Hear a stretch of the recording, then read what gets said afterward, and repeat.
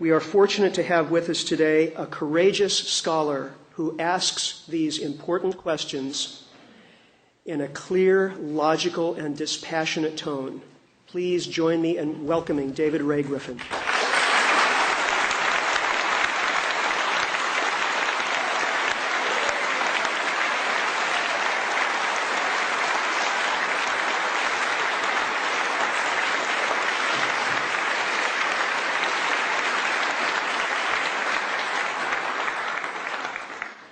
Thank you. I was just going to ask if you want to stand up for 15 seconds and have your opportunity. Well, I'm pleased to be able to say, Paul, I've actually finished the book now, so it should be out in about 6 weeks, I hope. With regard to our topic today, truth in politics, some people may wonder, people maybe outside this room, but is there anything in the 9/11 Commission report that is untrue? And now that I've finished the book, my big question is, can I find a true sentence in the book?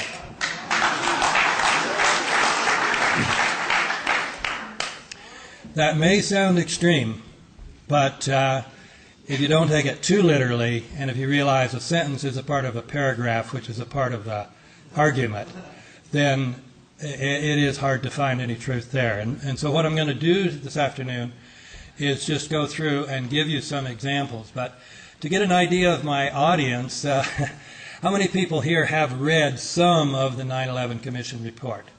About half of you. Very good. And now also let me ask, and no grading on this, no going to purgatory, but how many have read some of my book, at least? Oh, wow. Great, okay. Yeah. The group gets an A. One thing to understand about the report is that, we quite often name commissions after the leader. So we had the Rumsfeld Commission on the space program, so on. So quite often this is called the Kane Commission. But it should be called the Kane-Zelikow Commission, because the executive director is Philip Zelikow. He was a member of the Bush 1 administration. He got to know Condoleezza Rice very well there. They both served on the National Security Council. When they were between administrations during the Clinton years, they wrote a book together.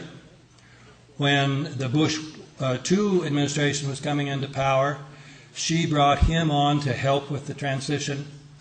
And then he was appointed to the Foreign Advisory Board so he is essentially a member of the Bush White House. And yet, as executive director, he ran the commission. He had a staff of 70-some. He assigned them which topics were worth looking into and which ones were not. He assigned when people would come and say, I want to testify to the commission, I have something important to say. He would decide who would take that testimony, and so on. Let me give you an example, just one tiny example of how important that is. There's a new book out by Peter Lance called Cover Up. And Peter, good patriot that he is, went to testify because he had some important information about Ramzi Youssef. Remember the who masterminded the 1993 bombing of the World Trade Center. He was also the mastermind of the Bojinka project that they discovered in Manila. And he also was the one who came up with the planes idea of using planes for weapons. So he is the mastermind. Peter went to give testimony. And his testimony was going to contradict some of the things that showed up that were in the prosecution's case in 1996 when they prosecuted Ramzi Youssef. Who took Peter Lance's testimony? Dietrich Schnell, one of the two prosecutors of that event, of that trial.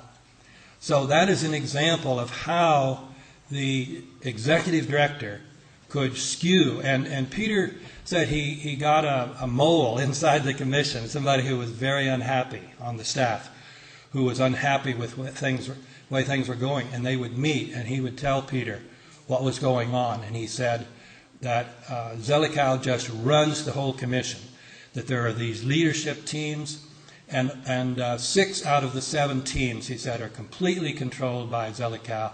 Only one team, run by John Farmer, was not, and they were butting heads all the time. There are other examples, like at the commission report, people would say, "Tell us about the war games." And they would ask the commissioners, "Why didn't you deal with the war games?" And the commissioners said, "Oh, well, we were told that was unimportant." Well, by whom were they told? So you essentially have the 9/11 Commission. It's the White House investigating itself. And furthermore, as Peter points out, the staff, you think, oh, they got a staff there. It's a bunch of people who know how to do research. They probably got, university students and so on. No. Ex-FBI, ex-CIA, ex-Department of Justice, 9 members from the Department of Justice. Ashcroft, So they've got their friends back on there. So when you wonder, why are no names named? Got people on there protecting their friends, protecting their institutions that they're still proud of, or they want to have the public to have a good point. So, from the very beginning, this was a doomed commission. It was not a commission to get the truth. Once you realize that, these things won't shock you quite as much. But even then, even knowing that, I was still shocked at the number of omissions and the audacity of some of the distortions. So let me go through some of these. Starting right out on the very first pages, they start telling you about the hijackers.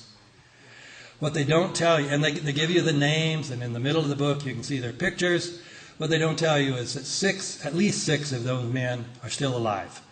Some of them have, like Walid al-Shira, walked into the embassy and said, "Here I am, I'm not dead." Nevertheless, and some of them were interviewed by the BBC and London newspapers, and nevertheless they're in there. And this Walid al-Shira, they have him on flight 11, and they say, "We believe he's one of the ones who stabbed some of the people who were stabbed."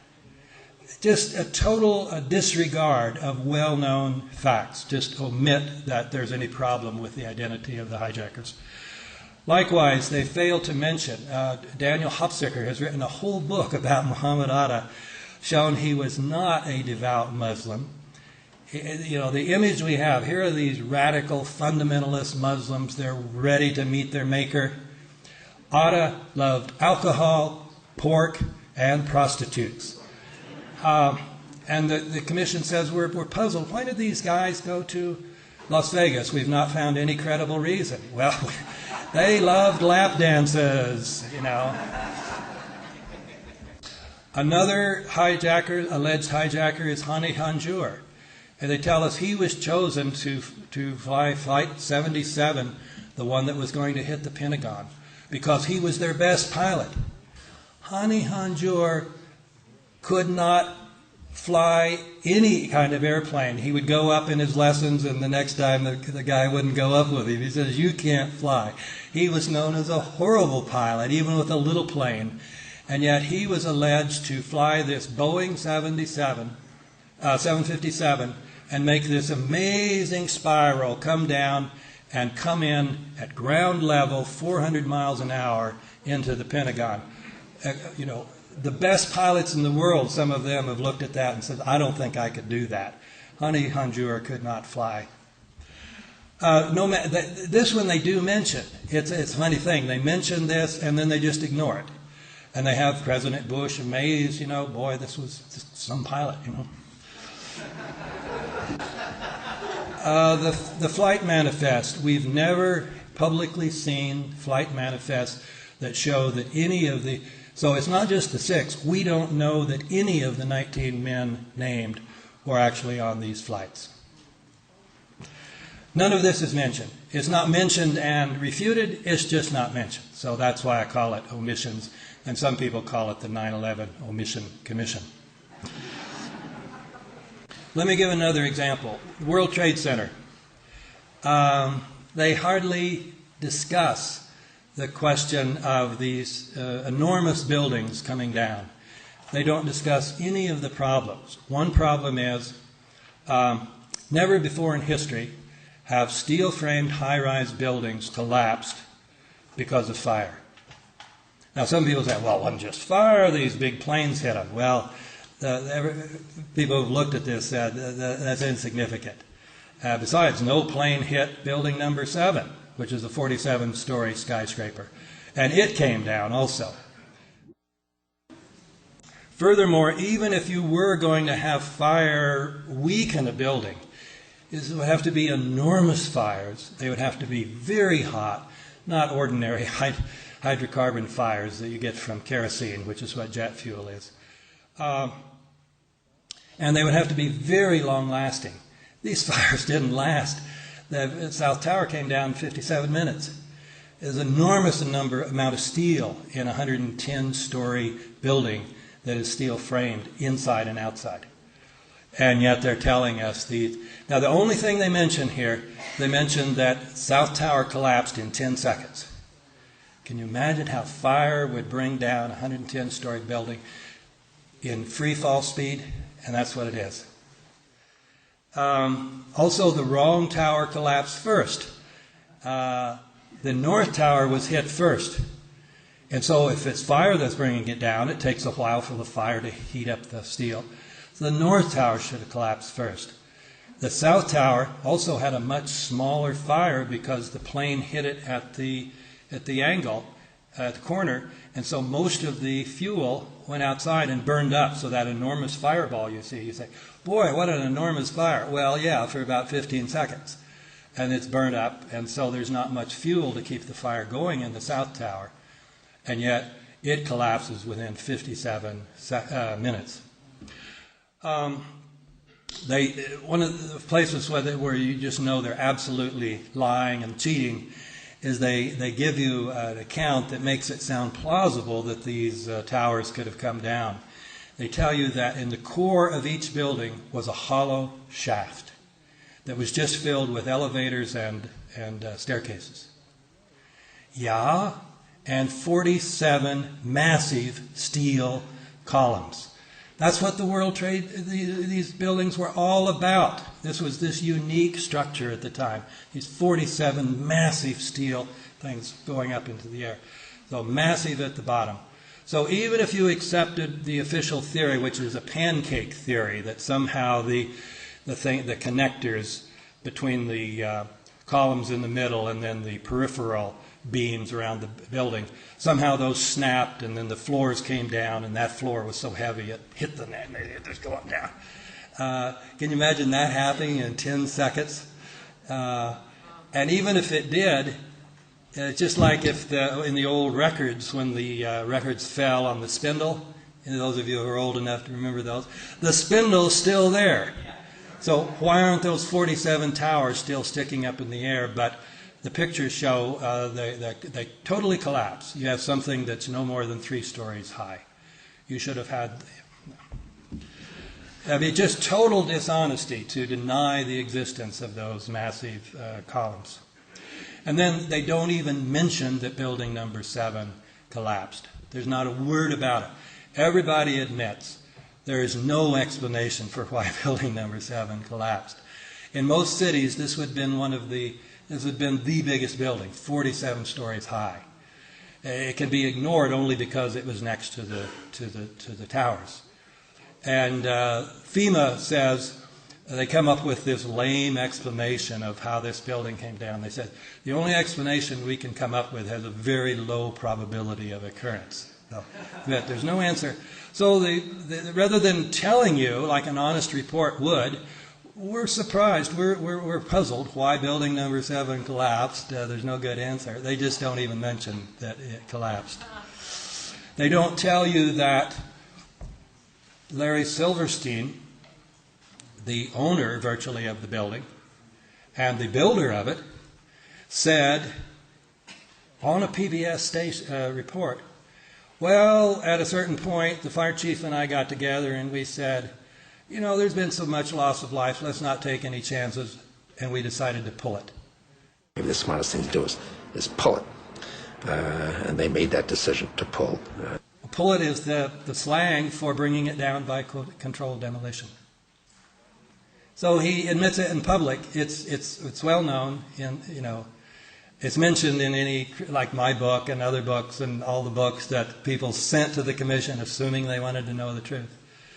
And they don't bring in Larry Silverstein and say, "Why did you say that? What do you mean by that? Isn't that what a commission looking for the truth might do?" Likewise, Giuliani said, "We knew that the towers were going to collapse, so we got the people out of building number 7. How did he know the tower? Buildings have never collapsed before in history. How could have he known the Twin Towers were going to collapse? They didn't ask him that. They treated him as a hero when he comes into the commission. They fell all over themselves, praising Rudy Giuliani as the great hero. So what I'm getting at here, those of you who haven't read it, is that all 3 collapses were pretty close to classic examples of what they call controlled demolition. When dynamite or some kind of explosives are placed throughout the building at all the crucial points, and then they put them on a computer and they bring them down in a certain order, and therefore the building comes straight down so it doesn't fall on these other buildings, and they come down in virtually free fall speed. And that's what happened here. All 3 buildings. You can see them on all sorts of places on the website. You don't see them on TV anymore. They showed them the first night, and Dan Rather, bless his soul, comes right out and blurts out the truth. He says, "Boy, that looks just like controlled demolition."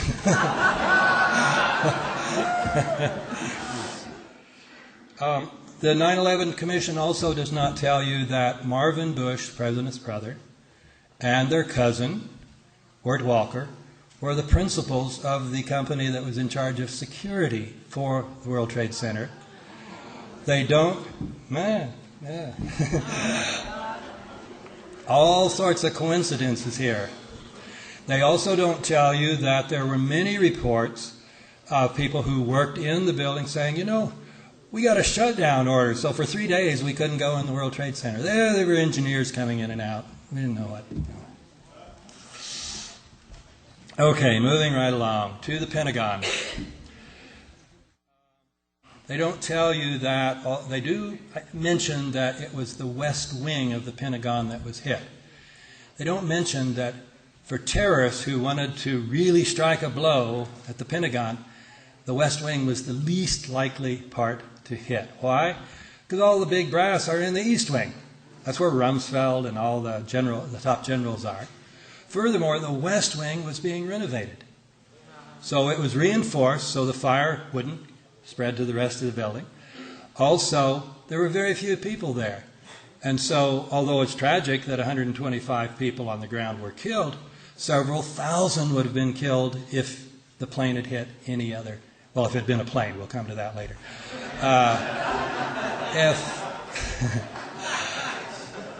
But even what it was, it would have killed several hundred and maybe thousand if it had been an ordinary place.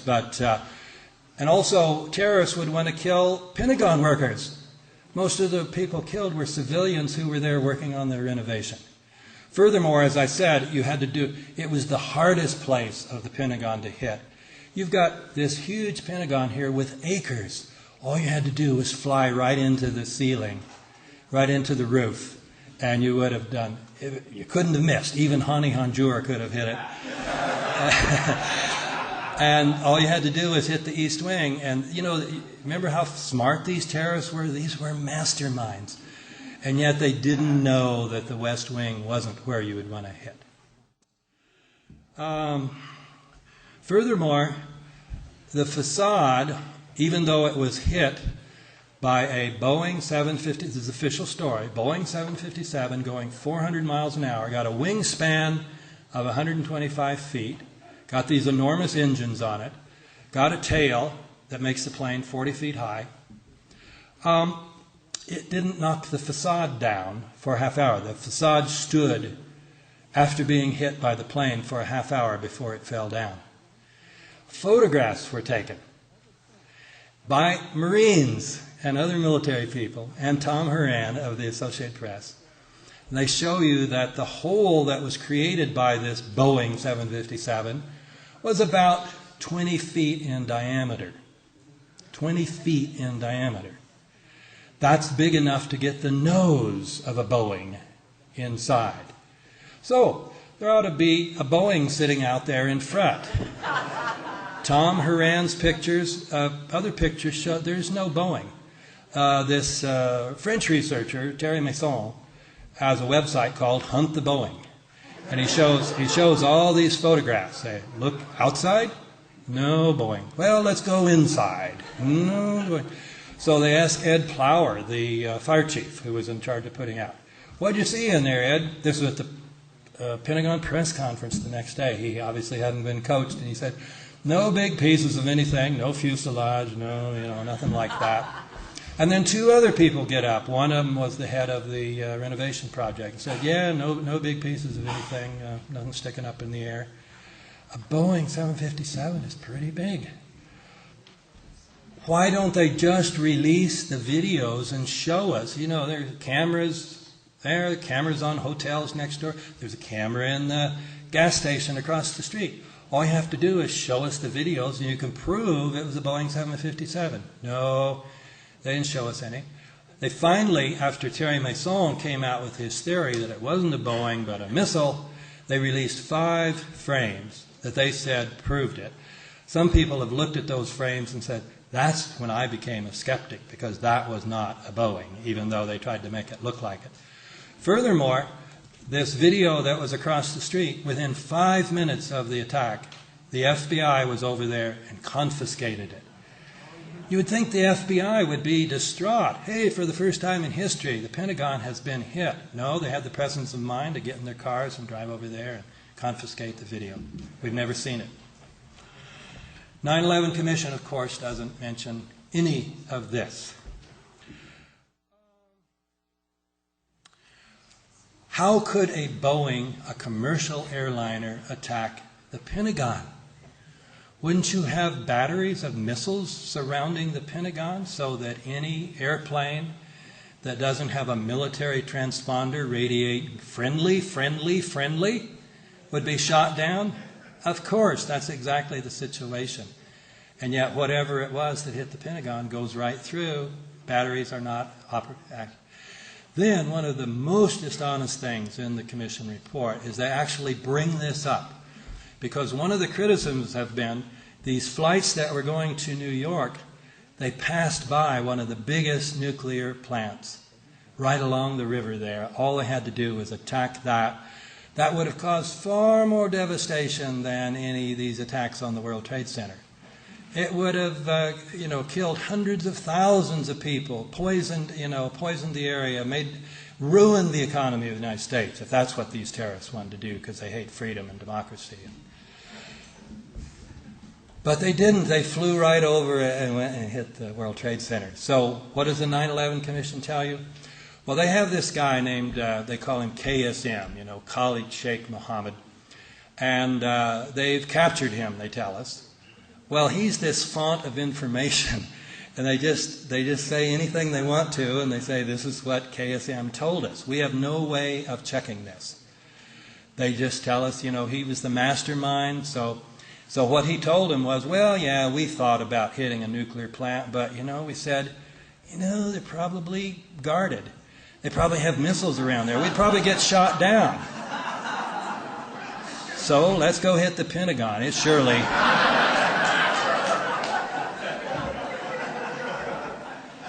And I hate to say it, I'm not making this up. So when you hear that this report is the #1 bestseller of the year, and also you go on Amazon and look at the reports, the ratings, customer ratings, at least the last time I looked, 9 out of 10 were 5 stars. People are saying, now we know the truth. And yet this is comic book stuff. When you know what the truth is, you know all these other reports that they've ignored. It's almost comic book writing. Just, no, that's not true. This is true. How do we know it? Well, because KSM told us, or because we have this transcript. But of course, it will be put in the vault for 50 years, and you'll never be able to see it. With the Warren Commission, they published all the supporting documents. Whatever you can say about the Warren Commission, you can say a lot about the Warren Commission. You know, and Max Cleland said, I'm not going to be part of another Warren Commission cover-up. And he wasn't. The president got him a job, another job. And so you got Max Cleland off the commission, and so you got a unified report. They're very proud. We published this without dissent. They just give you all these reports, and yet they in the notes in the back, and these are authoritative, and yet there's nothing that you can go to check these reports because they're in the hands of the FBI or they're in the hands of other people. You can't check out anything they say, unlike the Warren Commission. At least you could see the testimony. Okay, President Bush on 9/11. You would think, you know, we've seen these movies about the Secret Service. These guys are really highly trained. And if there's the slightest danger to the president, they get in front of him. If there's the slightest danger that this route is not good, you change the route, and so on and so on. Here's the president down like, oh, this was a little plane and it flew in. But after the second one, there could be no doubt, but America was under a terrorist attack. I mean, given the official story. Could be no doubt about that. So why didn't the Secret Service whisk him out of there? Because if these were terrorists and they wanted to attack the symbols of America, what better target than the President of the United States? If Osama bin...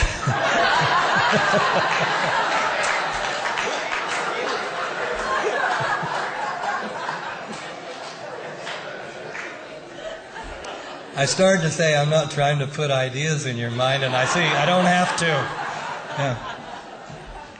Yeah. So the Secret Service would have immediately said, word X, get him up and rush him out of the room, like Cheney said they did to him. Could it be that they think Cheney's more important than Bush? No. Let's not go there. That story about Cheney is probably apocryphal anyway. So, but that's what the Secret Service is supposed to do when there's a real danger. And yet, there was no sign of danger. So they said, well, we didn't want to rush him out of the room. So they left him there for 30 minutes. How about something in between, like, excuse us, the president must leave, he's been called to other duties, and you walk out of the room. So the commission didn't press them on that. They just accepted that answer. And time again, I use that as an illustration, they accept the most, really the silliest answers from these authoritative figures, and very seldom do they press. And the few times they do press, it gets deleted from the final report. And that's the other thing to know about Zelikow. He was the editor. He was in charge of the final report. And so it's pretty consistent. I've only found 2 or 3 inconsistencies in the parts of the book that I've read. So it clearly had to be finally one mind who was in charge of this. And he's my candidate. Advance warnings. No mention of the fact that Willie Brown was warned not to fly on an airplane that day. No discussion of why Ashcroft quit flying commercial planes suddenly. No mention that David Shippers, you remember who David Shippers? He prosecuted President Clinton. You'd think he'd be very popular in Republican circles. And so if David Shippers called up Attorney General Ashcroft and says, hey, I've got a serious problem here. I've got some FBI agents who tell me there's going to be an attack on Lower Manhattan, and Ashcroft will not return his call. Week after week after week, Shippers tries repeatedly. These FBI agents, they said we knew over a month ahead of time the target and the date. Were they interviewed by the 9/11 Commission? Let's see if these guys are reputable. Let's put them under lie detector tests. No mention whatsoever. The National Security Agency tells us that they intercepted this message from KSM to Muhammad Atta on September 10th, giving him the go-ahead to do the plane's operation. But they said we didn't get around to translating it until September 12th. So, of course, we didn't know. Wouldn't you think maybe you would put somebody under a lie detector and test and say, did you really not translate that? No, no mention of that. The put options. For those of you who don't know, to buy a put option, you're betting that a company's stock value is going to plummet. And if you buy at the right time and then it goes way down, and you buy a lot of that stock, you can make millions, tens of millions of dollars. So an enormous number of put options were purchased on American Airlines, United Airlines, and Morgan Stanley Dean Witter, which had 22 floors of the World Trade Center. Just the 3 or 4 days prior to 9/11. So first of all, the CIA monitors this stuff. So if they're going to say, no advance warning, here's the clearest sign in the world that United and American Airlines are going to be used to attack the World Trade Center. What could be clearer? They don't discuss that. All they say is, well, there's been a lot of hullabaloo about the put options, but we checked it out, and we found that this was not advanced knowledge, because, and that's the accusation, of course, that it was insider trading, and somebody had advanced knowledge. And they say, no, because we found the agency that bought 95% of the United Airlines share, and it was somebody who had no conceivable connection to Al-Qaeda.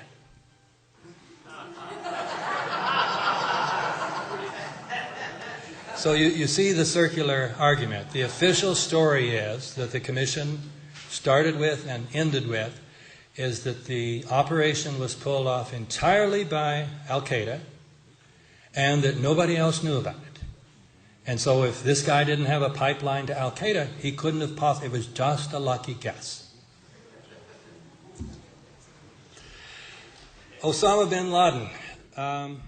There were good, strong reports by Lefebvre, the Swiss journalist, that in July of 2001, Osama bin Laden, who was known, he was the black sheep, he had been disowned by his own people, and his own family, and the royal family, and he was the #1 wanted in the world. There was a, what was it, $10 million reward or whatever it was prior to 9/11, but he was the #1 person wanted in the world.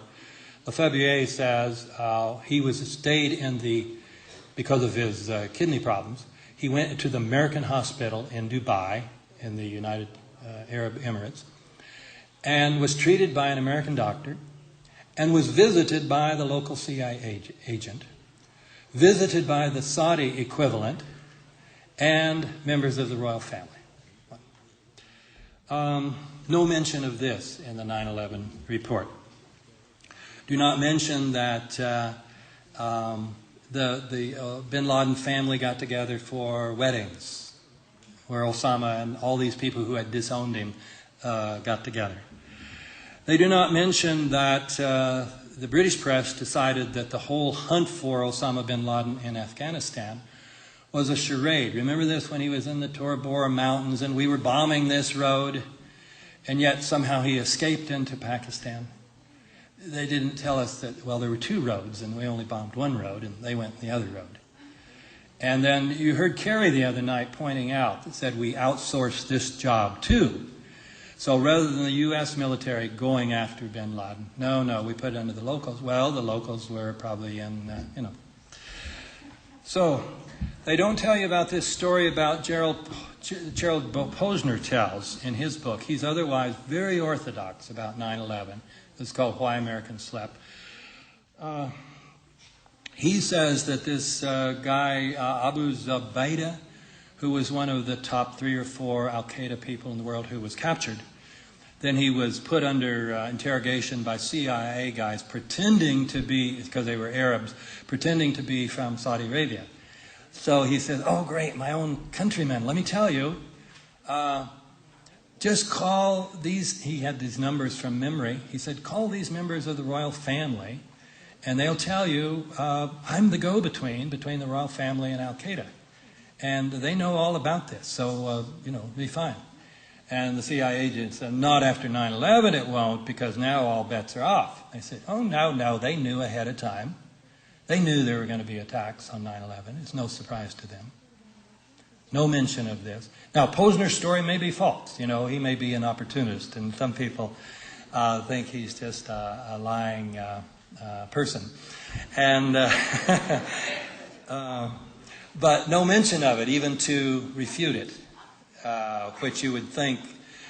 And remember, in the first, those of you who read the book, read in the preface, it said, our intention was to give the fullest possible account of the events surrounding 9/11.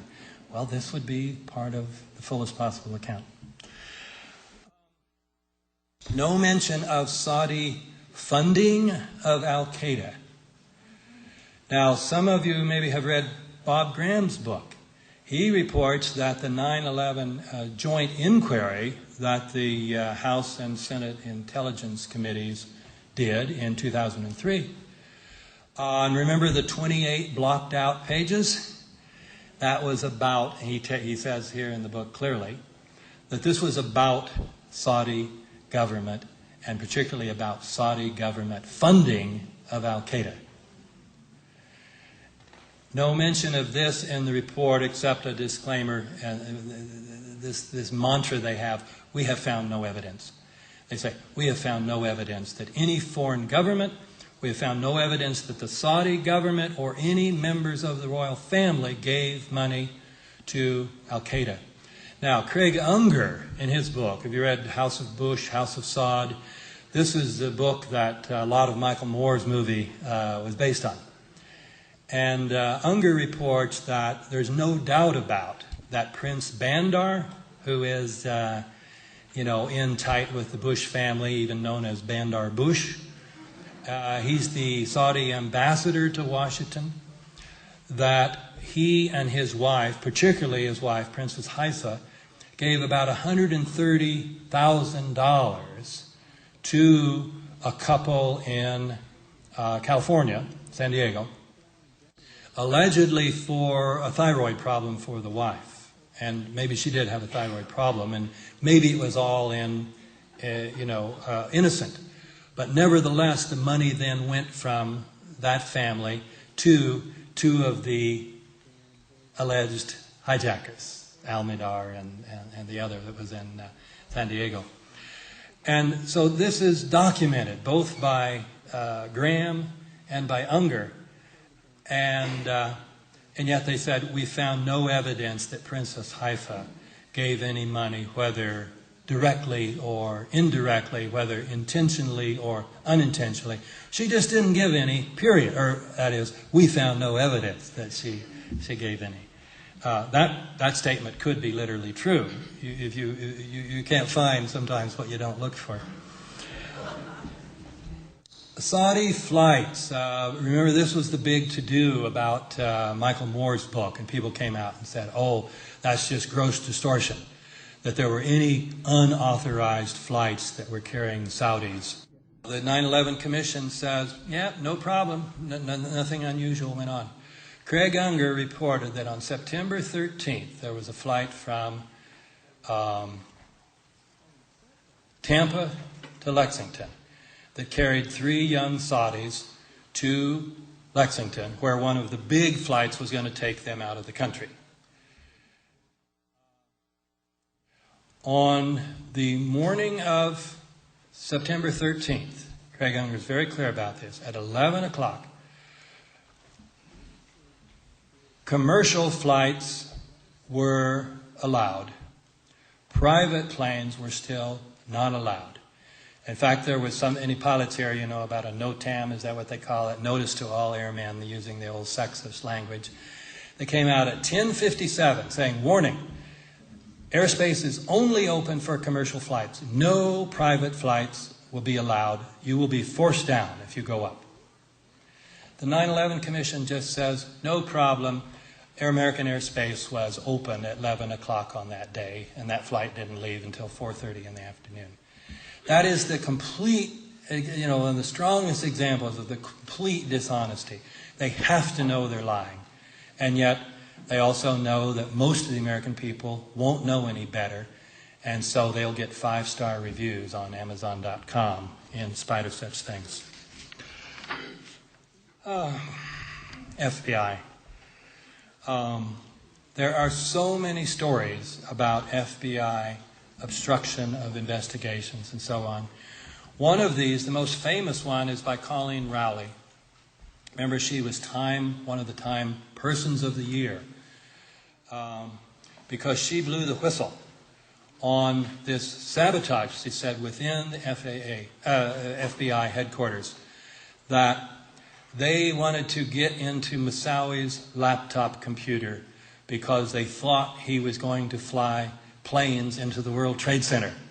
So they applied for a FISA, F-I-S-A, permit to investigate. They knew FISA would give it to them. They've hardly ever turned down an application in history. So what does somebody in headquarters do? He sabotages it. He takes out the crucial information that shows that what the French authorities had shown, that Moussaoui had a connection to Al-Qaeda rebels in Chechnya. He deletes that and then sends it to the superior to him, and the superior looks at it and says, this won't fly, I won't even send it to FISA. That's sabotage, and Colleen Rowley then exposed it. You will find Colleen Rowley's name once in the book, but no reference at all to this flap, which was important enough to get her on the cover of Time magazine. That's an extreme example of omission. Likewise, many of you know the saga of Sibel Edmonds, who was propositioned by a fellow Turkish woman, and they were hired to do translations after 9/11.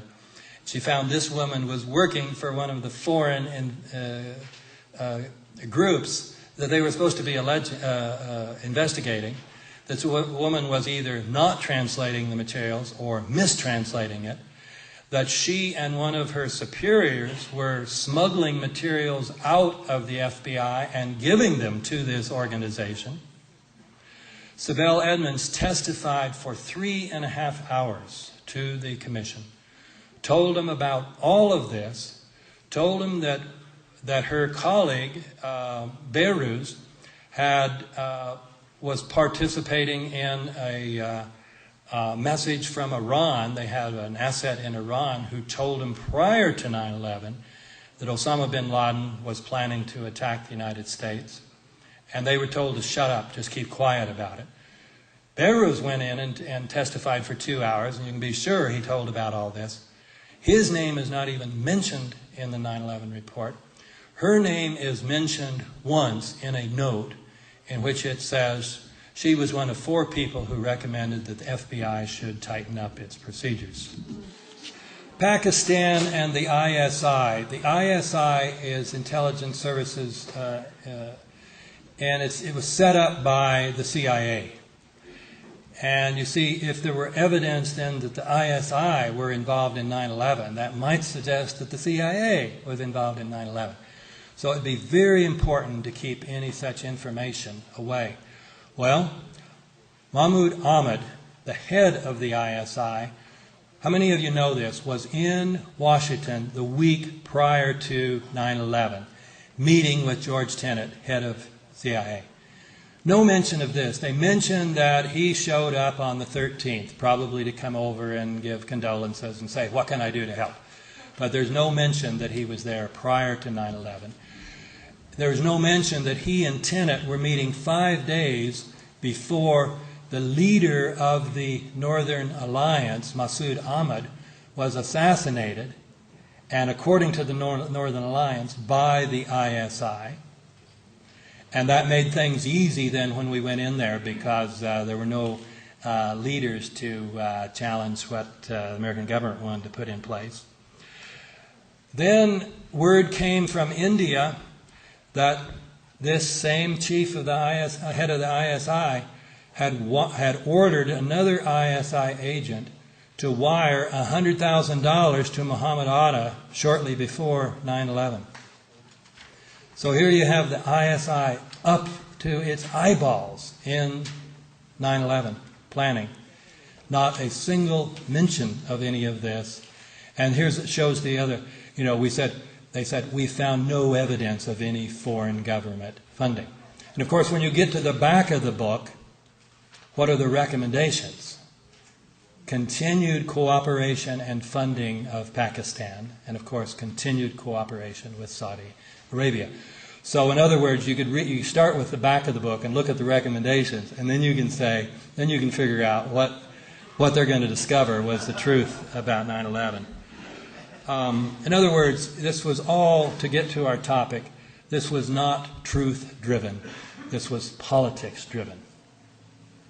The whole report is politically driven, not driven by a desire for truth. No mention of the fact that Daniel Pearl, Wall Street Journal reporter, was murdered by ISI. No mention that this other guy that Posner says that Abu fingered, as somebody in Pakistan who knew about 9/11 ahead of time, also died. Oh, I forgot to tell you about Posner's story.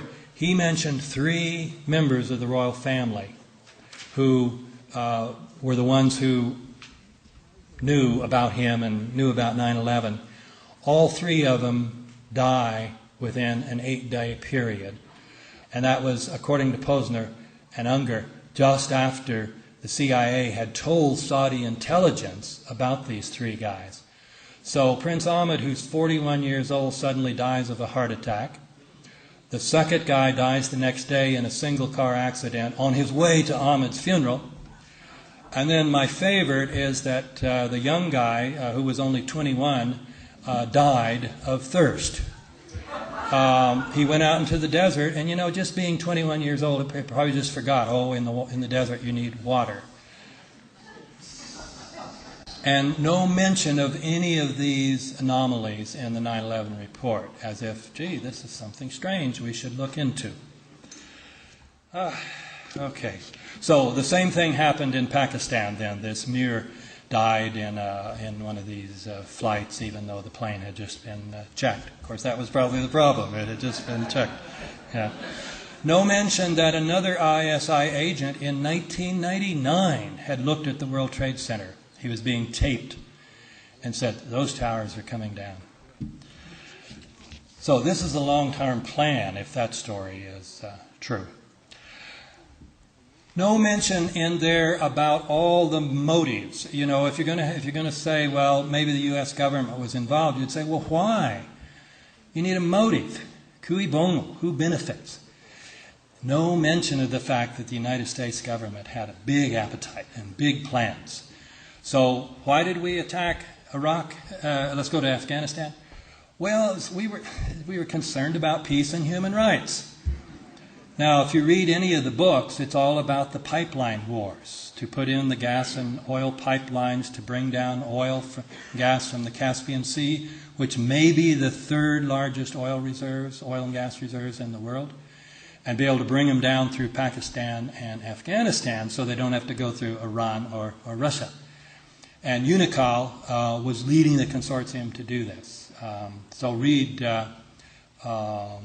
Rashid's book on the Taliban tells all about that. It has 2 chapters about romancing the Taliban, how we were working with the Taliban to try to bring this off. No mention of that. No mention that the 3 people who were in charge of our defenses on 9/11, Donald Rumsfeld, General Myers, he was in charge coincidentally just because Henry Shelton had to go to Europe. So Myers was in charge. And Eberhard, who was the head of NORAD. So they were the 3 in charge of our defenses. Those are the 3 biggest supporters of the U.S. Space Command, which we heard about in the song. The Space Command is the big deal. It's weaponizing space for absolute global domination. It is estimated to cost at least $1 trillion. That means we need to pony up. Even though the Cold War is over, we've got to give more money to the military. How do you get the American people ready to pony up? Well, in 2000, this group called the Project for the New American Century that had Rumsfeld, Cheney, Pearl, Wolfowitz, all sorts of people, many of whom became central members of the Bush II administration, were members of this organization. They put out a document called Rebuilding America's Defenses. And in there they say we need to do this rapid transformation of the military. But it's going to go very slowly, absent some catastrophic and catalyzing event, such as the new Pearl Harbor. The evening of 9/11, evidently Bush wrote in his diary, I think the new Pearl Harbor happened, of the 21st century happened today. After 9/11, Rice, Cheney, Bush were all going around saying, this 9/11 provides great opportunities for us. No mention of that, the word opportunity. You know, there's in the 9/11 report, there's an index. You can go on internet and look up any word. Look up opportunities. You will not find opportunities in the mouth of any member of the administration. Iraq, no mention of the fact that this same group had been chomping at the bit to attack Iraq ever since Papa Bush wouldn't do it back in 91. They were very upset with him. In the report, no mention that we might have some interest in the oil. Now, Kerry, the other night, in my moment, the proudest moment, he said, what happened when we went to Iraq? We ignored everything. Everything was chaos except the oil ministries. We protected the oil ministries. Furthermore, he said, we're building 14 military bases. If you read Chalmers Johnson's book, that's what it's all about. Oil and bases are two sides of the same coin. That's what it's about. You would not get an inkling of that. We were just going over to take care of Saddam because he was a bad man. Okay, I'll have to draw this to an end. Let me just say that when my book comes out in 6 weeks, the second part of the book, which is dealing with the 9/11 report, defending the military, going through Flight 11, 175, 77, and then 93. This is by far, every reader reads it and says, this is the strongest part of the book. And I'm sorry I didn't get to it today, but then I want you to buy my book. But when you get to this part, you will say, part 1 is mild, compares with the lies in part 2. Let me just give one example. The big question is, did we, our own military, shoot down Flight 93? And many people have argued Cheney was down in the underground shelter masterminding this operation. What does the 9/11 report do? It tells you, well, Cheney didn't get down there till 10 o'clock. And then the flight was down at 10:03. No way he could have done it. And then he didn't give the shoot-down order till 10:15, 10:10, 10:15. Norman Mineta, Secretary of Transportation, testified to the 9/11 Commission that he got to the White House about 9:15, checked in with Richard Clark. This corresponds exactly to Richard Clark, what he says in his book, Against All Enemies. Went down to the underground shelter, got there by 9:20. Cheney was already there, was clearly in charge.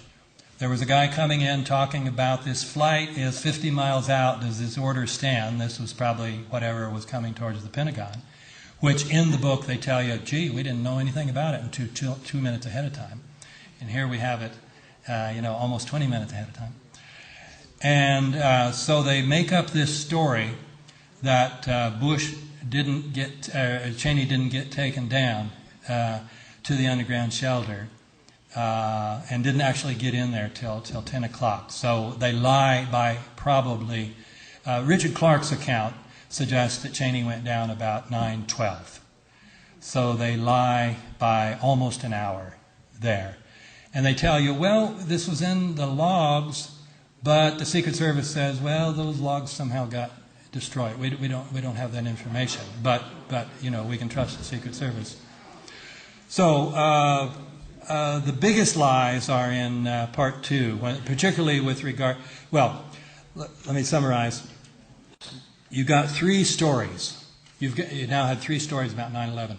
The first few days after 9/11, Myers, NORAD, And others were saying, we didn't send up any flights until after the Pentagon was hit. Well, that wasn't going to wash. That looks like a stand down where you say, well, just let it happen. So then they start telling us, and CBS says on Tuesday night, oh no, they sent up flights, but they just didn't get there on time. And that became official then on September 18th. They came out with their timeline. They said, here's when the FAA told us, and here's when we scrambled airplanes, and unfortunately they just couldn't get there in time. Now, then in the meantime, critics have looked at those timelines and said, you still could have made it. You could have stopped Flight 175. You certainly could have stopped Flight 77, assuming it was. And so we've got a third story here. They give us a new timeline which says we had 9 minutes notice for Flight 11, and that wasn't enough because it took 8 minutes for NEADS, NORAD in Northeast, to call Florida to get permission to send up planes, which is, ridiculous. An 8-minute phone call when you've got a crisis. And then no warning whatsoever. So they tell you that what we've been told since September 18th is all false. When September 18th, NORAD's timeline said we got a notification of Flight 175 at 8:43, the 9/11 Commission says, no, that was a mistake. They didn't know about it until the South Tower was hit. And then Flight 77, they said, well, we got notification at 9:24. No notification.